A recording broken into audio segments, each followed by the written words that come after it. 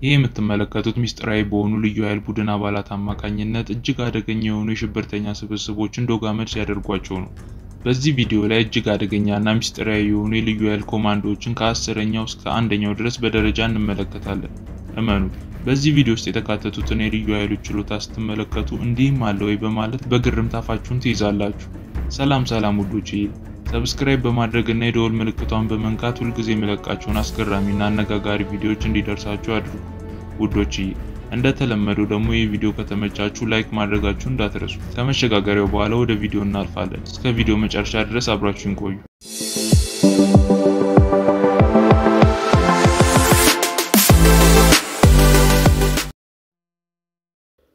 አስረኛ ስኖ ሊዮፓርድ ኮማንዶስ ቻይና።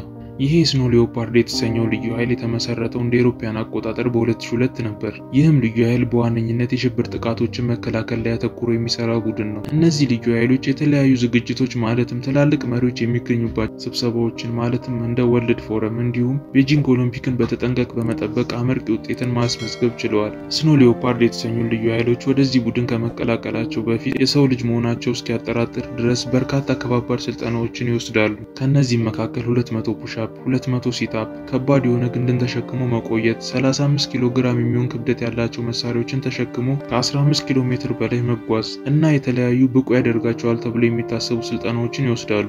አብዛኞቹ የዚህ ቡድን አባላት እድሜያቸው ከ18 እስከ 21 ባለው እድሜ ክልል ውስጥ ነው። ይህም በዓለማችን ወጣቱ የልዩ ኃይል ስብስብ ያደርጋቸዋል። 9ኛ አልፋ ግሩፕ ራሽያ። በዜና ላይ ወይም በአንዳንድ ፊልሞች ላይ ስፔንታንዝ የሚለውን ቃል ሰምታችሁት ይሆናል። ቀለል ለማድረግ ስፔንታንዝ በአጠቃላይ የራሽያ ልዩ ኃይሎች የሚጠሩበት ስያሜ ነው። በራሽያ ከሚገኙ ልዩ ኃይሎች ደግሞ አልፋ ግሩፕ የሚባሉት የሚፈሩ ልዩ ኃይሎች ናቸው። ይህ ግሩፕ የተመሰረተው እንደ አውሮፓውያን አቆጣጠር በ1974 ሲሆን የዚህ ግሩፕ የመመስረት ምክንያቱም በ1972 በሙኒክ ኦሎምፒክ ላይ በተፈጸመው ጥቃት ምላሽ ለመስጠት ነበር።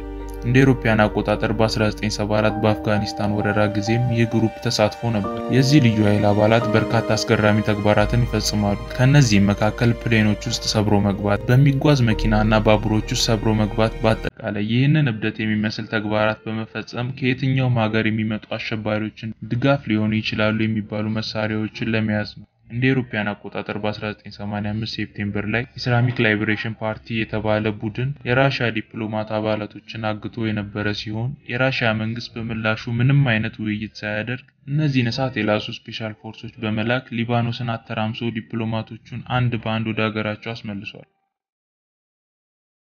8ኛ ሲየት ማካል እስራኤል። ሲየት ማካል የእስራኤል ልዩ ኃይሎች ሲሆኑ እንደ አውሮፓውያን አቆጣጠር በ2003 ኢሊሃ ሁኒዮል የተባለ እስራኤላዊ ታክሲ ሹፌር 4 ፓለስቲያኖች ወደ እስራኤል ካደረሳቸው በኋላ ታገተ። ከዛም ሲየት ማካል የተባሉት ልዩ ኃይሎች ያለበትን ቦታ በማግኘት በራማከል ከተማ ዳርቻ የሚገኝ አንድ የተተወ ፋብሪካ 3 ጫማ ጥልቀት ያለው ጉድጓድ ውስጥ አግኝተውት አውጥተውታል። በጣም የሚታወቁበት ሰፋ ያለ ኦፕሬሽናቸው ደግሞ ኦፕሬሽን ተንደርቦልት ሲሆን አሸባሪዎቹ ወደ ዩጋንዳ ሊበሩ የነበሩትን ተሳፋሪዎች አግተው ከዛም ልዩ ኃይሎች አብዛኞቹ ታጋቾችን አስለቅቀው ከ100 በላይ የሚሆኑትን ግን በኤርፖርት ተርሚናል ህንጻ ውስጥ እንዲቆዩ ተደርጓል። ከዛም በኋላ የሲየት ማካል ልዩ ኃይል አጥቂ ቡድኖች በመላክ አሸባሪዎቹን በመግደል ሁሉንም ታጋቾች ነጻ አውጥተዋል።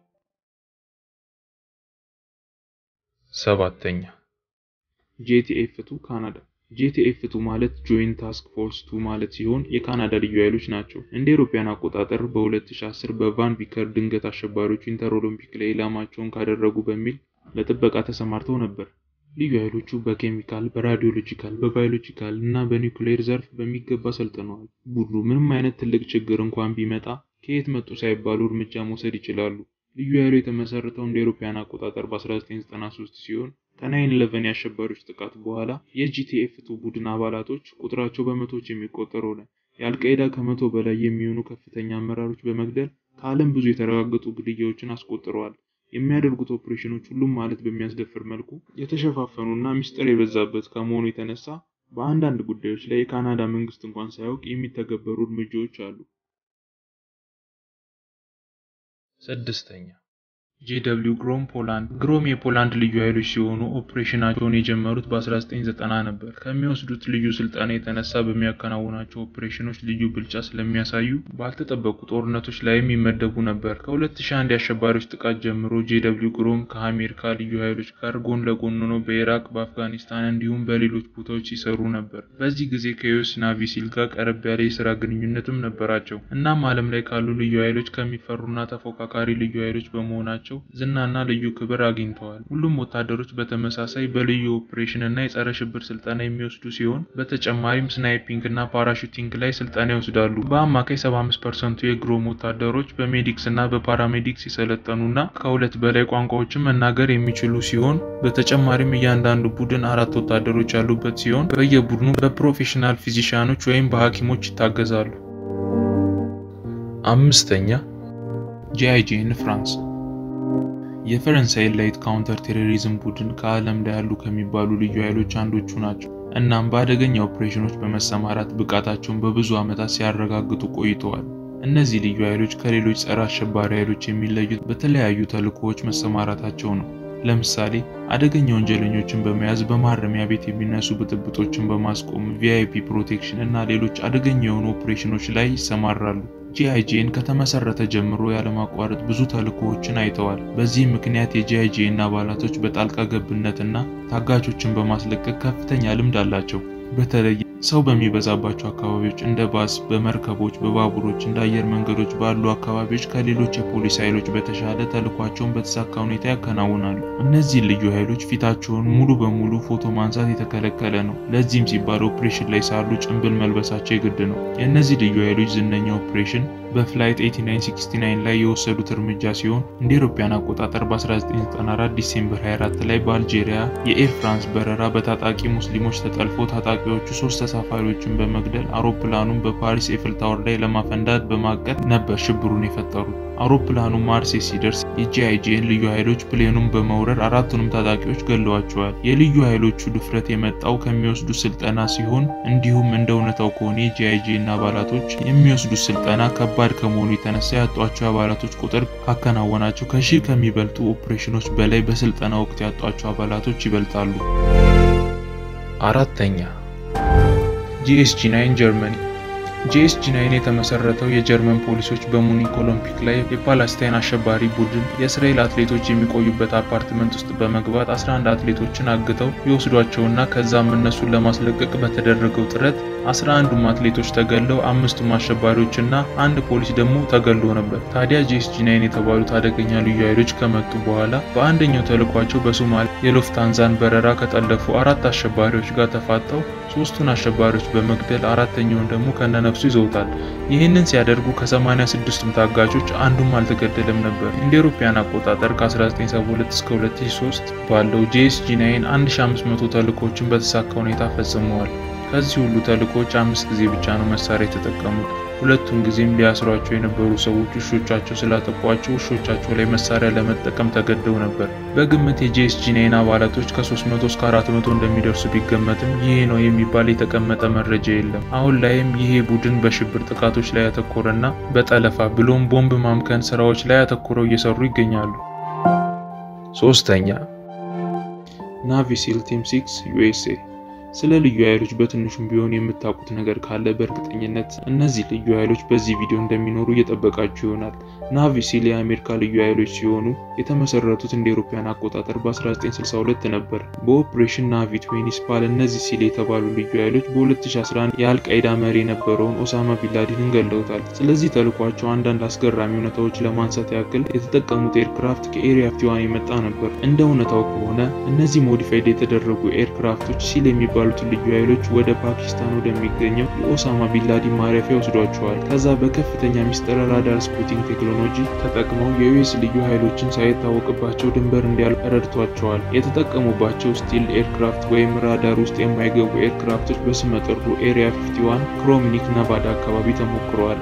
ሲል በብዛት የጠላትን መስመር በጸጥታ አልፎ በመግባት ጠላቶቻቸው ምን እየተፈጠረ እንደሆነ ሳይገባቸው ተልዕኳቸውን ጨርሰው የመግባት ችሎታ አላቸው። ልዩ ኃይሎቹ በጣም ብቃት እንዳላቸው በተለያዩ ተልዕኮች ያረጋገጡ ሲሆን ሲል ከሚለው ስያሜያቸው ስንነሳ ሲ ኤር እና ላንድ ማለት ነው። ማለትም ወታደሮቹ በየትኛውም አይነት ሁኔታ በየትኛውም ቦታም ቢሆን መዋጋት ይችላሉ። ስልጠናቸውም ከዓመታት በላይ ይወስዳል። አብዛኛውን ጊዜ ይህን ልዩ ኃይል ለመቀላቀል የሚያመለክቱት ሰዎች በአካል ብቃት ችሎታቸው ብቻ ይወድቃሉ። ከፈተናው መሃል ፑሽአፕ፣ ሲታፕ እና ሩጫን ያካተተ ሲሆን ከተሰጠው በጣም ትንሽ የሰዓት ገደብ ሰርቶ መጨረስ የሚል ይዘት አለው። ይህንን ሲያጠናቅቁ አጠቃላይ ስልጠና ይወስዳሉ። ይህንንም ማለፍ ከቻሉም ሲል ለመግባት መመዘኛ ስልጠና ይወስዱና እሱን ከጨረሱ ደግሞ ወደ ልዩ ስልጠና ይገባሉ። ይህን ሁሉ አይታችሁ የሲል አባላቶች ምን ያህል ጀግና እንደሆኑ መገመት አያስቸግርም። ሁለተኛ ኤስኤስ ዩኬ እስካሁን ባለው በዩሮፕ በየትኛውም ልዩ ኃይል የኤስኤስን ልዩ ኃይል አይበልጠውም። አመሰራረታቸውም እንደ አውሮፓውያን አቆጣጠር በ1941 ሲሆን ከጀርመን እና ከኢጣሊ መስመር ጀርባ የሚሰሩ ሲሆኑ ወራሪ ኃይላትን ለመመከት ከሚሰሩ አካላት ጋር በጋራ ይሰራሉ። የኤስኤስ አባል ለመሆን የሚመለመሉት ወታደሮች በጣም ከባባድ ስልጠናዎችን ማለፍ ይጠበቅባቸዋል። በተጨማሪም የ40 ማይል ጉዞ፣ 2 ማይል ዋና፣ ፑሽአፕ እና ፑልአፕ በጥቂቱ የሚነሱ ስልጠናዎች ናቸው። በጫካ ውስጥ ሆነው ራሳቸውን በማትረፍ አስቸጋሪ ጊዜን ተቋቁመው በማለፍና የአሰሳ ልምምድ ይዘው ይወጣሉ። የመጨረሻው ፈተና የ36 ሰዓት የምርመራ ጊዜ ይሆናል እና ኤስኤስ ከሲል ቲም የበለጠው በምን መስፈርት ነው ልትሉ ትችላላችሁ። የኤስኤስ አባላት የሚሰለጥኑት በኤም50 እና በኤም60 ሴኩሪቲ ኤንድ ኢንተለጀንስ ሰርቫይስ ሲሆን የስለላ ኦፕሬሽኖች ላይ እንደሚበልጡ ይታመናል። አብዛኞቹ እንደሚሉትም ኤስኤስ ማለት ሲል እና ጄምስ ቦንድ አንድ ላይ ሆነው ሲሰሩ እንደማለት ነው እያሉ ያሞካሿቸዋል። አንደኛ ዴልታ ፎርስ ዩኤስኤ። ዴልታ ፎርስ አንድ ራሱን የቻለ ቡድን ሲሆን ከተለያዩ የሚሊተሪ ቅርንጫፎች የተውጣጡ ልዩ ኃይሎች ያሉበት ኃይል ነው። ይሄ ኃይል በደንብ የታጠቁ የሚያከናውናቸውን ኦፕሬሽኖች በከፍተኛ ሚስጥር ይጠብቃሉ። በቡድኑ ውስጥ ያሉት አባላትም ወታደር ሳይሆኑ ኦፕሬተር ነው የሚባሉት።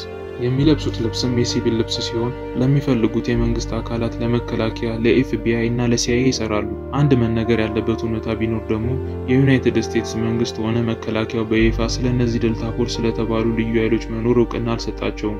ከዓመታት በፊት ልዩ ኃይሉ ከተመሰረተበት በ1977 ጀምሮ የዴልታ ፎርስ ተልዕኮችን የሚያሳዩ መረጃዎች ቀስ በቀስ ማምለጥ ይጀምራሉ። እናም የሚያመልጡትን መረጃዎች በማገጣጠም ስለዚህ ቡድን ምንነት ምናባዊ ምስል መሳር ተጀመረ።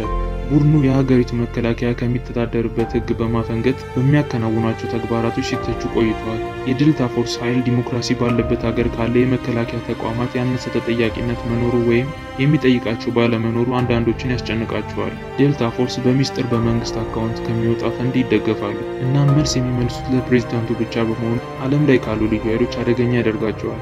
ታዲያ ስለ ዴልታ ፎርስ መኖር አለመኖር እርግጠኛ ካልተኮነና በእነሱ ላይ በቂ መረጃ ከሌለ ለምን አንደኛ ሆነ የሚል ጥያቄ ካላችሁ ልዩ ኃይሎች አንደኛ የሚያደርጉትን ነገር በተጠንቀቅና ሚስጥራዊ በሆነ መንገድ የሚሰሩና ስለመኖራቸው ማንም አለማወቁ አንደኛ ያደርጋቸዋል።